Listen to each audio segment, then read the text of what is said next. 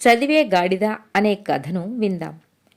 అక్బర్ ఆస్థానంలో ఉన్న పండితుల్లో ఒక పండితుడికి బీర్బల్ అంటే మహాచులకన, బీర్బల్ అంటే కోపం కూడా. కాని ఆ విషయం ఆయన బయటపడకుండా జాగ్రత్త పడుతూ ఉండేవాడు. ఎందుకంటే అక్బర్ పాదుషాకి బీర్బల్ అంటే పంచప్రాణాలు అన్న విషయం ఆయనకు తెలుసు. ఒకరోజు ఆ పండితుడి ఇంట్లో శుభకార్యం జరిగింది. సాటి పండితులందర్నీ, ఆస్థానంలోని ముఖ్యమైన వాళ్లను కూడా ఆయన ఆ విందుకు ఆహ్వానించాడు. వీళ్ళందరితో పాటు అక్బర్ని కూడా ఆహ్వానించాడు. కాని బీర్బల్ని మాత్రం ఆహ్వానించలేదు. అక్కడ బీర్బల్ లేకపోవటంతో అతని మీద రకరకాల వ్యాఖ్యానాలు చేసుకుంటూ, నవ్వుతూ తుల్లుతూ విందు సాగుతూ ఉండగా, మీరు రచిస్తున్న కావ్యం ఎంతవరకు వచ్చింది అంటూ విందు ఇస్తున్న పండితుడిని మరో పండితుడు అడిగాడు. అయిపోవచ్చింది, ఇంకా ఎంతో రాయాల్సిన పనిలేదులే అంటూ బదులిచ్చాడతను. మీ కావ్యాన్ని పాదుషా కంటే బీర్బల్కే అంకితమివ్వండి. అక్బర్ సంతోషించి మీకు ఎక్కువ కానుకలే ముట్టజెబుతాడు అన్నాడో పండితుడు కొంటెగా నవ్వుతూ. బీర్బల్కి కావ్యానికి అర్థమే తెలియదు, కావ్యం చదవటమూ రాదు. అలాంటి అడ్డగాడిదిక నా కావ్యాన్ని అంకితమిచ్చేది అంటూ మండిపడ్డాడు ఆ విందు ఇచ్చే పండితుడు. ఈ సంభాషణ మొత్తం ఆ నోట ఈ నోట బీర్బల్కు చేరింది.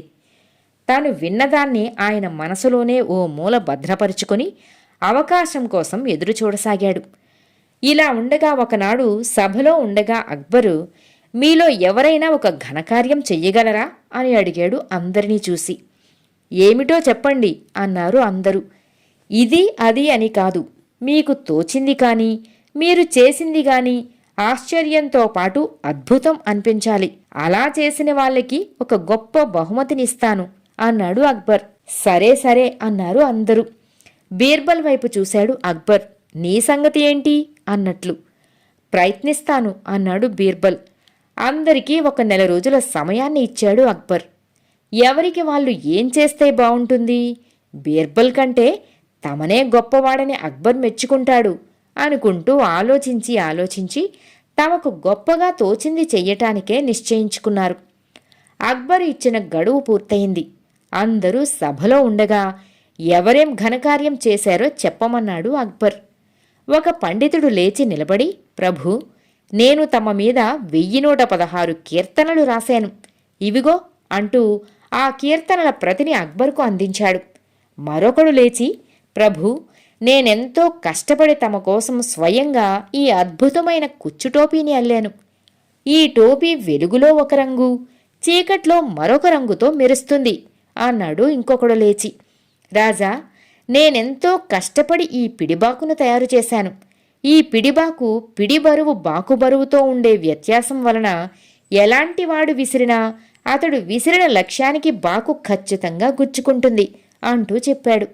ఇలా ఎవరికి తోచింది వారు తీసుకువచ్చి అక్బర్కి చూపించి వివరించి అందజేసి తాము చేసింది ఘనకార్యం, గెలుపు తమకే సొంతం అనుకుంటూ కూర్చుంటున్నారు. అక్బరు వాళ్ళు చెప్పేది అంతా ఆసక్తిగా వింటున్నాడు. అందరూ అయిపోయాక ఇక బీర్బల్ వంతు వచ్చింది. బీర్బల్, నువ్వేం ఘనకార్యం చేశావు అని అడిగాడు అక్బరు. 1 నిమిషం ప్రభూ, చూపిస్తాను అంటూ బయటకు వెళ్ళిపోయాడు బీర్బల్. కొంతసేపటి తరువాత తిరిగి సభలోకి వస్తూ ఒక గాడిదను వెంటబెట్టుకు వచ్చాడు. బీర్బల్ సాధించిన ఘనకార్యం ఏమిటి అని ఆసక్తిగా ఎదురుచూస్తున్న వాళ్ళంతా అతను గాడిదను వెంటబెట్టుకు రావటంతో ఆ ఆసక్తి మరింత ఎక్కువైంది. అక్బర్కి మాత్రం కొంతవరకు అర్థమైంది. సభలో ఉన్నవాళ్లలో ఎవ్వరినో బీర్బల్ గాడిద చెయ్యదలుచుకుని ఉంటాడు. అందుకే ఈ అవకాశాన్ని చక్కగా ఉపయోగించుకోదలుచుకున్నాడు. ఇక ఈ గాడిదతో చేయించే విన్యాసాలు ఏమిటో చూడాలి అనుకున్నాడు. ప్రభూ, నేను ఏం చెయ్యాలా అని ఆలోచిస్తుంటే పాపం ఈ గాడిదని దీని తల్లిదండ్రులు పనికిమాలినదానా, చదువు సంధ్యలు లేని అడ్డగాడిదా అని తిట్టటం నాకు కనిపించింది. వెంటనే ఆ తల్లిదండ్రులను కలిసి మీ పుత్రగాడిదను నేను కొద్ది రోజుల్లోనే మహావేగంగా చదవగలిగే ఏకసంధాగ్రాహి అయిన మహాపండితుణ్ణి చేస్తాను అని చెప్పి తీసుకువచ్చి విద్యాబుద్ధులన్నీ నేర్పించాను.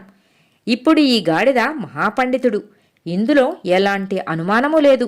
ఎలాంటి మహాకావ్యమైనా అతి తక్కువ సమయంలోనే చదివి అందులోని సారాంశాన్ని విడమరిచి చెప్పేస్తుంది. కావాలంటే మీరు పరీక్షించుకోవచ్చు అన్నాడు బీర్బల్. అక్బర్ వెంటనే అంతకుముందు తన ఇంట్లో విందు ఇస్తూ బీర్బల్ని అడ్డగాడిదా అన్న పండితుడిని ఉద్దేశించి, ఓ పండిత మహాశయ, మీరు రాసి నాకు అంకితమివ్వాలని తెచ్చిన ఆ కావ్యాన్ని ఒక్కసారి ఈ గాడిదకు ఇవ్వండి, అది చదివి దాని సారాంశాన్ని వివరిస్తుంది అని యాదృచ్ఛికంగా ఆ పండితుడికే చెప్పాడు అక్బర్. గొంతులో పచ్చి వెలక్కాయ పడింది ఆ పండితుడికి. పాదుషా ఆజ్ఞను కాదనలేక తన కావ్యాన్ని ఆ గాడిద చేత చదివించేందుకు బీర్బల్ చేతికి అందించాడు ఆ పండితుడు. బీర్బల్ ఆ కావ్యాన్ని తీసుకువెళ్లి గాడిద ముందు పెడుతూ, శిష్యా, నీకు నేను నేర్పిన విద్యకు నిజంగా ఈరోజే సార్థకత చేకూరుతోంది. అక్బరు ఆస్థాన ప్రముఖ పండితుడు తన మేధస్సునంతా వినియోగించిన అపురూపమైన కావ్యాన్ని ముట్టుకుంటేనే మహాభాగ్యం. అలాంటిది ఏకంగా ఈ కావ్యాన్ని చదివే అదృష్టమే నీకు పట్టింది. ఈ కావ్యాన్ని శ్రద్ధగా చదివి అందులోని సారాంశాన్ని అందరికీ అర్థమయ్యేట్లు చెప్పాలి అని పెద్దగా చెప్పాడు బీర్బల్. బీర్బల్ మాటలు శ్రద్ధగా విన్న గాడిద ఆ కావ్యంలోని పేజీలను గబగబా ఒక్కొక్కటిని తిప్పుతూ మధ్య మధ్యలో పెద్దగా ఓండ్ర పెడుతూ పేజీలన్నీ తిప్పటం పూర్తయ్యాక ఆపకుండా కొంతసేపు ఓండ్ర పెట్టి ఆ తర్వాత రొప్పుతూ కూలబడిపోయింది. ఆ తంతును చూసిన అందరూ ఆశ్చర్యంతో ముక్కున వేలు వేసుకున్నారు. ఆ గాడిద పేజీలు తిప్పటం, మధ్యలో ఓండ్ర పెట్టటం ఇదంతా చూసిన ఎవ్వరైనా సరే అది ఆ కావ్యాన్ని చదువుతోందే అని ఖచ్చితంగా ఒప్పుకొని తీరవలసిందే. బీర్బల్, ఈ గాడిద కావ్యం చదవడం పూర్తయిందా అని అడిగాడు అక్బర్. అయిపోయింది ప్రభు అన్నాడు బీర్బల్. మరి ఆ కావ్య సారాంశం సభకు చెప్పమను అన్నాడు. చెప్పింది ప్రభు అన్నాడు బీర్బల్. ఎప్పుడు? మేము వినలేదే అన్నాడు అక్బర్. కావ్యం చదవటం పూర్తి అయ్యాక ఓండ్రి పెట్టింది కదూ, అదే సారాంశం. ఏమాత్రం తడుముకోకుండా తాపీగా చెప్పాడు బీర్బల్. అలాగా, ఆ ఓండ్రు కావ్య సారాంశమే? అది మాకు అర్థం కాలేదే అన్నాడు అక్బర్. అది అర్థం కావాలంటే గాడిద భాష రావాలి కదా ప్రభు అన్నాడు బీర్బల్ గడుసుగా. తన కావ్యాన్ని గాడిద చేత చదివించిన బీర్బల్ ఎక్కడో అక్కడ దొరికిపోయి అవమానం పాలవుతాడని మొదటి నుంచి ఎదురు చూస్తున్న ఆ పండితుడు ఈ సమాధానాన్ని విని బీర్బల్ దొరకకుండా తప్పించుకున్నాడని అర్థం కావటంతో తల పట్టుకున్నాడు. అక్బర్ సభను ఉద్దేశించి, ఇక్కడున్న అందరూ తమ తమ తెలివితేటలను ఉపయోగించి గొప్ప గొప్ప ఘనకార్యాలు సాధించుకువచ్చారు. కానీ అందరికంటే గొప్ప ఘనకార్యం మాత్రం సాధించింది బీర్బలే. ఎందుకంటే ఒక గాడిదను మహాపండితుడిగా చేయటం, అందులోనూ కేవలం రోజులలో ఎంత అసాధ్యాన్ని సుసాధ్యం చేసిన బీర్బల్ సాధించిన ఘనకార్యం ఎంతో అపురూపమైనది. ఈ గుర్తుగా ఈ మహాకావ్యాన్ని బీర్బల్కే అంకితమివ్వమని ఆ పండిత మహాశయుడిని కోరుతున్నాను అన్నాడు అక్బర్ గంభీరంగా. ఆ పండితుడి దగ్గర నుంచి కావ్యాన్ని అంకితం అందుకుంటూ, గాడిదే చదివిన కావ్యాన్ని నాలాంటి అడ్డగాడిదకు అంకితమివ్వాల్సి వచ్చినందుకు బాధపడకండి పండిత మహాశయ అంటూ ఆ పండితుడికి మాత్రమే వినిపించేలా చెప్పాడు బీర్బల్.